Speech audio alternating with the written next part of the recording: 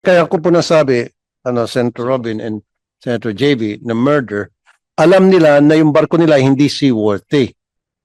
Alam nila na yung barko nila ay nag-overloading. And yet, pinayagan pa din nila na maglayang ang barko, alam nila na may mga mamamatay. Yung pagpalit ng barko. Kasi dapat ibang barko ang sasakyan ng mga pasahero. Diba? Kaya sila bumili ng ticket dahil akala nila yung barko yun, anong pangalan ng barko supposed to be? Ano po? Antonio 2. Antonia dapat. Antonio 2. Antonia 2. Ang Antonia 2, maganda ang kondisyon noon. Kaso pinalitan, kaya yung mga tao gustong sumakay sa Antonia 2. But they were deceived. Because last minute, yung Antonia 2 pinalitan ng Christine 3. Why was it allowed to happen? Sir, if I may respond. Sige po. Again, we have seen this as a policy gap. In short, the CPC allows all ships within the company, and so there is a list of all the fleet of the company and then all the authorized routes. Kaya po nagiging flexible yung pag-assign nila to a vessel to a route. So ito po isang area na papalitan natin kasi nga po dapat may specific barko sa specific route. Under existing policy, lahatan sila flexible. So nakalista lahat yung barko, nakalista lahat yung authorized route. Ang kailangan lang is ma-maintain na may nag-o-operate doon sa ruta. Pero hindi naka-identify kung aling barko. Kasi, Ma'am Administrator, yung mga tao, yung mga passengers, bumili sila ng ticket knowing na Antonia ang sasakyan nila na magandang barko. Yun pala ang ipinalit, ang pinasakay sa kanila yung Christine na bulok. Kasi kung nalaman na nila beforehand na Christine pala yung sasakyan nila, hindi sila bibili ng ticket. They will not risk their lives because they know na yung barko na yun ay bulok. Tama ba ako, survivor? Another noteworthy po na malaki yung gap ng size ng Alison Antonia 2 and Trisha Christine 3. Nakapagsabi po yung anonymous crew po natin na sanay po siya sa Trisha Christine 3 na Dumaguete to Dapitan at usually po ang average na nilalarga na wing run ay 4 lamang. Kaya laking gulat niya noong ruta na ng Zamboanga to Jolo, biglang 8 na yung total na trucks at iba pang mga kotse at iba pang mga motorcycles. And isa pang notable na napansin niya, sagad po siksik na siksik yung laman ng mga wing van. Dahil puro bigas nga ang karga. Kaya talagang overloading. Administrator, kailangan magkaroon kayo ng polisiya na make sure lahat ng kinakargang sa Roron, mga sasakyan, dadaan sa weight bridge at meron nagsacertify na tama yung timbang at equally distributed yung weight sa barko para hindi na mag-tilt to the left or to the right. That's number 1. And then number 2, I understand na short-handed kayo. You only have, you said 100 inspectors. O, kinumpute ni Senator Robin. Kung meron kayo 100 inspectors and then 20,000 vessels. So, i-divide mo yan by 200 days. Tama ba? Paano yung computation mo, Senator Robin? Opo, kasi po sabi po ni ma'am kanina, meron po kayong 100 na nag-i-inspect ng mga barko. Opo, nag-computation lang po kami.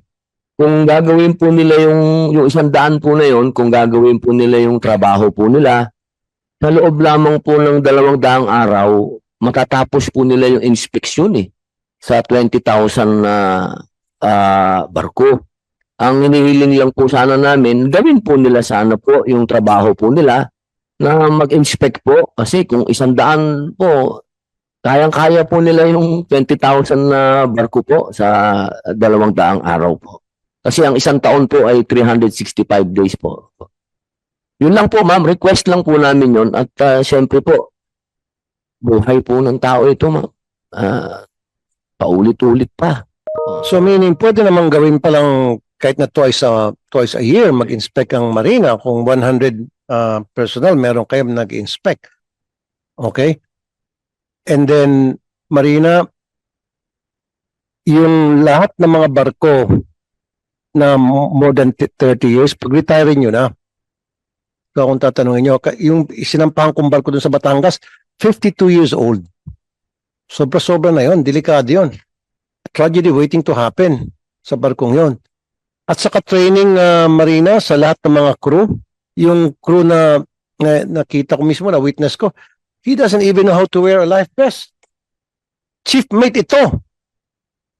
And then in the end, nung nakuha na niya kung paano, napigtas pa yung life vest. Di ba? Expired. Yung mga life vest, dapat yan 10 years pinapalitan na. May mga life vest 12 years, 14 years na. Marupok. At sa mga bangka din, yung mga bumibiyahe sa Mindoro, papunta kung saan isla. May styrofoam lang gawa yung mga life vest, ma'am. Okay? So, go ahead, Senator. Sir, Chair, baka sige lang. Kinaasa si Commodore Trinidad sa Coast Guard. You said earlier sa report, initial reports, that it was inspected, lalo na yung cargo, kasi ang initial na mga accounts ng mga survivors at ma-witness, nag-tilt yung MV Kristen. No? Brought about by the cargo, siguro moving. Siguro minsan kasi, Mr. Chair, hindi natin malaman, minsan may malakas na alon na ma-encounter. Was the Coast Guard who inspected, did he really make sure na talagang yung mga tawag na to, yung mga flashing at lahat, no, ay talagang mahigpit at lahat talagang nakabit dahil kasi I think pwedeng gumalaw talaga yung mga cargo, especially, no, based on the account, yun ang nakikita ko na pwedeng nag-option yung iba dun, kaya nag-tilt towards one side. So, very important dito, Mr. Chair, na yung inspection, that all of those, talagang dapat naka-attach po lahat, no, to the vessel. Mr. Chair, if I may. Go ahead, Commodore. Yes po. Mr. Chair, sagutin ko muna yung unang tanong mo po, no? Yung nag-inspection po ba? Yung pong interview namin dun sa aming nag-PDI, in-inspect niya pa. Ang sinabi niya pa nga, sinipa ko. Kasi po ito po, chain po ito na bakal, nakakabit dun sa gulong, harap at likod. At yung picture na nakita niyo po kanina, meron pong strap talaga sa gitna, bawat isa. Ito po ay ayon dun sa cargo securing manual ng barko.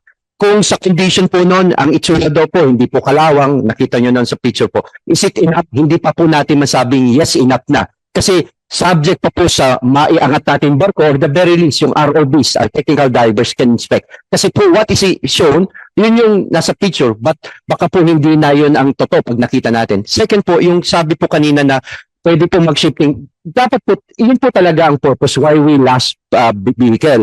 At saka nga po ang regulations po, yung isang side pa lang, kunyari kanan po, yan ay dapat kaya niya ng yung total weight ng vehicle. Kasi po expect mo talaga umalo ng barko.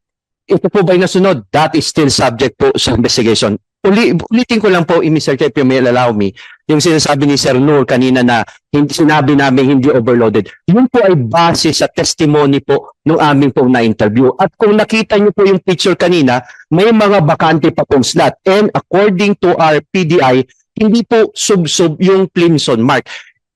Ito po ang, bakit ko po sinabi yun? Kasi po, pag sasabihin po natin overloaded, hindi yun. Maganda yung narinig ko kanina, galing kay Mr. Jule, na sinabi niyang meron pong tagas yung barko because at the very start, yun ang aming pong suspetsa.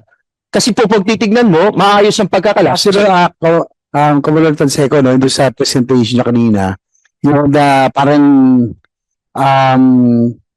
layout, yung parang diagram, no? Nandun pa yung mga cargo, kaya lang may tubig na.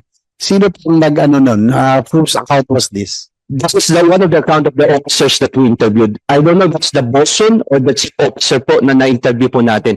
This is after 2 hours and 10 minutes ng voyage po. It's unusual for a vessel na mag-take in ng tubig na hindi naman po maalon. Ito po ang tubig, pupunta talaga sa main deck, lalabas dapat yan. Pero ito, maganda yung narinig ko po kasi sabi niya may tagas na. This will indicate to our first theory kung bakit po ito lumubog. Not because initially ng overloading sir, ito po. Kasi po pumapasok na yung tubig sa barko. Alam niyo po, yung pong tubig, 10 cubic metro po, 1 ton. Kung nakita niyo po dun sa description, sa drawing po, pakita po naming diagram, yung breadth po, yung lapad na about 40 meters, kalahati na yung may tubig. So ibig sabihin po talagang hindi na kaya ng bigat. Now, bakit biglang lumubog? Kasi po ang vessel po, once po yung kanyang writing yung GC niya, kasi center of gravity, center of buoyancy, hindi na po nakaya, talaga po lumubog yung barko. That's why, gusto po namin hingin yung testimony ng ating pong survivor na nagsabi, nakatagilid na ako ng 2 inches listing to the port. Because vessels are supposed to adjust by ballast. Sa aming pong investigation, hindi po naibalas kasi fix na daw yung kanilang ballast. Ang isa pong reason dyan, baka hindi na gumagana yung ballast pump. This is part of our MCIB. Hindi pa po tapos ito. It will take some more, pasensya na po, kasi hindi kami pwedeng magbigay ng walang ebidensya. And the evidence is still under the sea. Yung mga testimonya magbabago. So, ano ito po yun, Mr. Chair, para po may tagas pumasok. Eventually po, hindi kakayanin ng barko yung bigat ng tubig.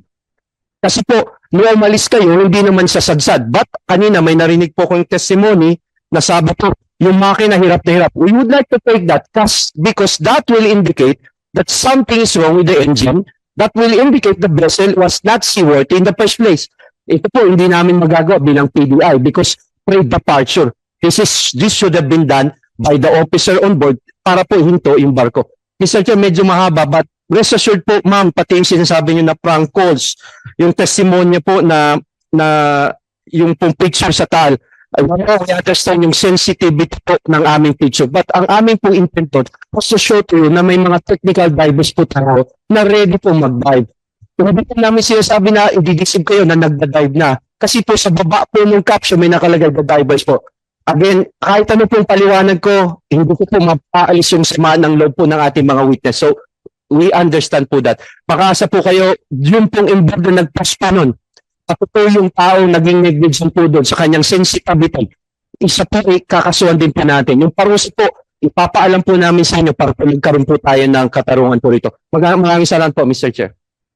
Alam lang siguro, yung sa mga witness, kasi po sa dagat, kahit ano, lalo na agency, kahit ano pwede mangyari, may alon talagang malakas. So, maganda ba talaga ang panahon ng kanilang lumayag?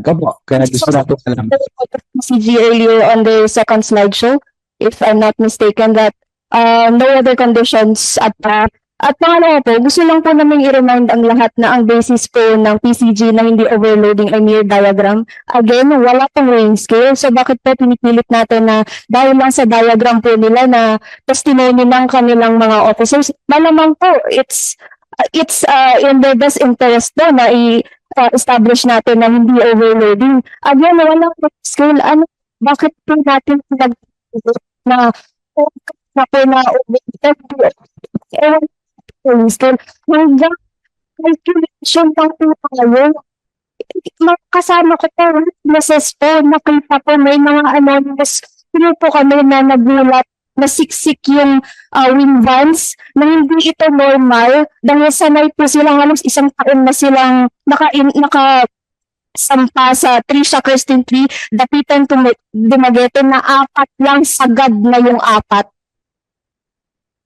And then kanina, nabanggit na ng witness, yung survivor, na yung mga intern ginagamit para sa mga technical na mga gawain, which is really a big violation again. DOTR, pag nagsampa kayo ng kasong kriminal against the owners of Allison, huwag niyo isampa doon sa lugar nila. Kasi meron silang political influence eh. So i-file sa DOJ and then mag-request kayo ng another venue. Maybe dito sa Maynila. Huwag doon sa Zamboanga o Sulu o Basilan. May influensya sila doon eh. Yes, Your Honor, Mr. Chair. And if I may, Mr. Chair, I failed to mention earlier na may instruction po yung ang secretary po ng department na aside po dun sa nasabi kanina na kasong reckless imprudence under the revised penal code, we are also going to explore po yung kasong graft and corrupt practices. Thank you. Thank you. Yes po. And Hindi ba as pwedeng murder? Parang alam na nila na mangyari aksidente. Parang, di ba, meron pa nga ito, ano lang, may mga nagsabi lang sa akin, baka insurance din ang habol. Nung barko. Yan yung medyo may mga nagsasabi na mga tao. So para mawala na yung mga haka-haka, file nyo na po agad-agad yung kaso. So graft and corruption plus reckless imprudence resulting to multiple homicide. yes, Mr. Chair. Hindi, kaya ko po nasabi, Senator Robin and Senator JB, na murder, alam nila na yung barko nila hindi seaworthy.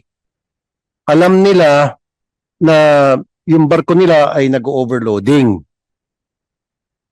And yet, pinayagan pa rin nila na maglayang ang barko, alam nila na may mga mamamatay kapag ginawa nila yung pagpapalaot ng barko. Pag-aralan niyo po kung baka pwedeng murder. Pag-aralan niyo lang po. Konsultahin niyo po yung mga lawyers ninyo dyan sa DOTR. Mas maganda siguro kung murder. Kung ako tatanungin. Pero maaaring mali ako. So, just explore the possibility to file a case of murder against the owners. Yes, Mr. Chair, Your Honor. Pag-aralan po namin lahat.